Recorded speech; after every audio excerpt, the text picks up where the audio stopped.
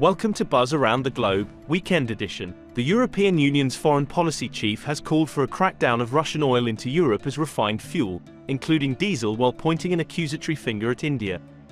During an interview with the Financial Times, Borell openly criticized India's involvement in facilitating Russia's evasion of Western sanctions amidst the ongoing conflict in Ukraine.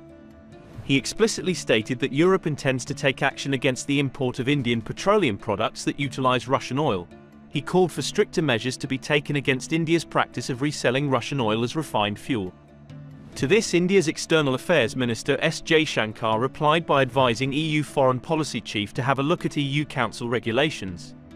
He said, "Look at the EU Council regulations. Russian crude is substantially transformed in the third country and not treated as Russian anymore. I would urge you to look at Council's Regulation 833/2014. India and Russia have had a long-standing energy and strategic relationship. Russia has been selling oil to India at a discount since the European Union imposed sanctions on Russian oil imports in response to the country's invasion of Ukraine. This has led to a surge in Russian oil exports to India, which has become the world's second-largest buyer of Russian crude oil.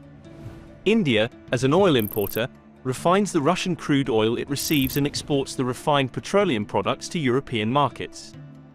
Access to cheap Russian crude has boosted output and profits at Indian refineries, enabling them to export refined products competitively to Europe and take bigger market share. According to reports, Europe typically imported an average of 154,000 barrels per day (BPD) of diesel and jet fuel from India before Russia's invasion of Ukraine. That increased to 200,000 barrels of oil per day after the European Union banned Russian oil products imports.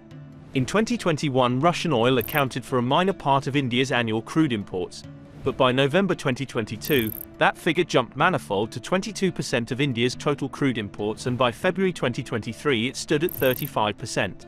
It jumped ahead of Iraq's 20.5% and Saudi Arabia's 16%. On earlier occasions, Jaishankar had defended India's imports from Russia while indirectly criticizing the West for pressurizing New Delhi to minimize its trade with Russia in view of its military action in Ukraine.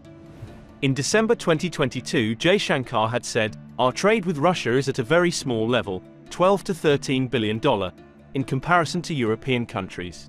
We have also given the Russians a set of products. I don't think people should read more into it other than the legitimate expectations of any trading country to increase its trade." There are several reasons why India has been willing to buy Russian oil at a discount. First, India is a major oil importer and needs to secure reliable sources of oil to meet its energy needs. Second, the discount on Russian oil is significant, which allows India to save money on its energy imports.